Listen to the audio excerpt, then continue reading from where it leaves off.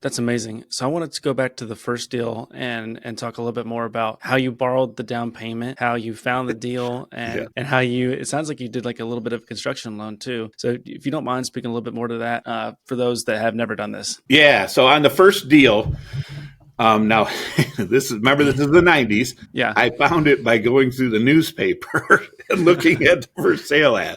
I mean, they don't do that anymore, right? Obviously, but that's what I did. I literally started calling on everybody that was selling an apartment. They'd have the little apartment section to be 10, 15, 20 listings, and I called on them.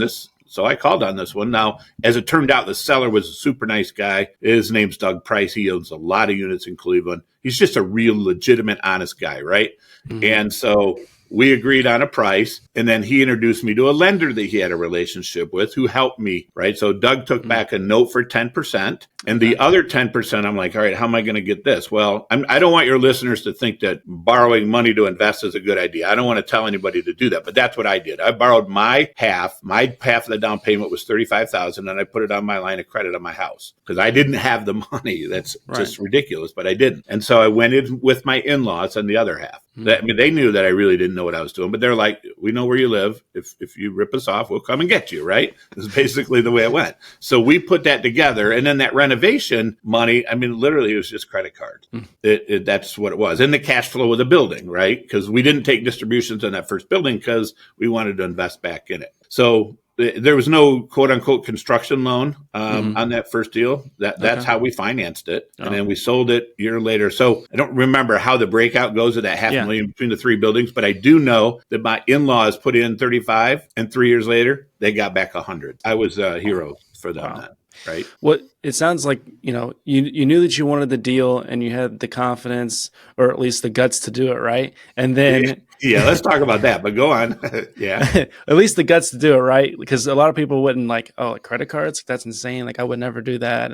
But you did it and you went for it. But hey, man, I lost train of thought on that one. Yeah. Well, let's talk about how stressful that was. Do you mind? I mean, because this was a life-changing event for me. Yeah. We want the real raw experience. We don't want the sugar-coated thing. That's give it to us. Yeah. I'm an open book. So I had this back then. Everything you did, you basically signed personally. Mm-hmm. So my mortgage was $460,000 on a $575,000 purchase. I had to sign personally on that loan. So I can remember standing in my kitchen, thinking to myself, literally pacing, thinking, "Man, I hope I don't screw this up because if I do, you know what they do? They're coming after you, right? They're coming after your house, your kids, your dog, everything, right?" And I remember the stress being the most stressed I've ever been in my life. I felt like I had a golf ball in my throat. Think about that. I mean, that's stress, right? I've never felt that feeling since, but I pushed through it anyway, right? Probably at that point, I really didn't have a choice, right? I didn't feel like I had a choice. So I pressed on.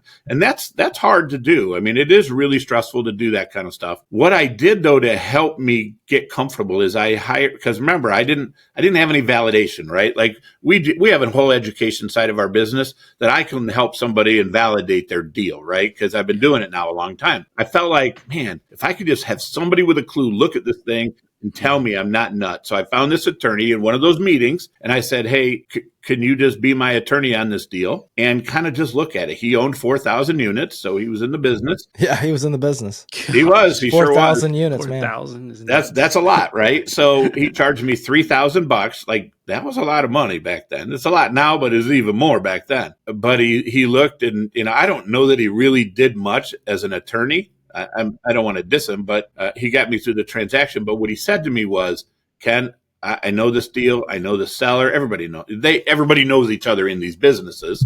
And he said, "He's an honest guy. I know the building." He said, "You're probably going to make $100,000 in a few years." I said, his name was Howard. I said, "Howard, are you serious?" He goes, "Yeah, I think you'll make $100,000." Right? He says that very casually, right? Like, this is another $100,000. I'm like, dude, if I can make $100,000 on this, that's awesome. So I had that validation that helped me through that, right? Because now somebody with experience, and right, I've always believed the best advice you get is the advice you pay for, right? He's not a sales guy. He's got nothing in the game other than, now maybe he had a relationship with a seller. I doubt it, right? It wasn't enough for him, but he said, "I think you'll do okay." And he wasn't wrong. Yeah. No, I think that's so important to talk about the reality of how stressful these things are. It's like we talk a lot on this podcast about how you can make a couple $100,000 on a deal, which is definitely true in commercial real estate. It's not like it's far-fetched. It's very, very possible, but it comes with a lot of stress, a lot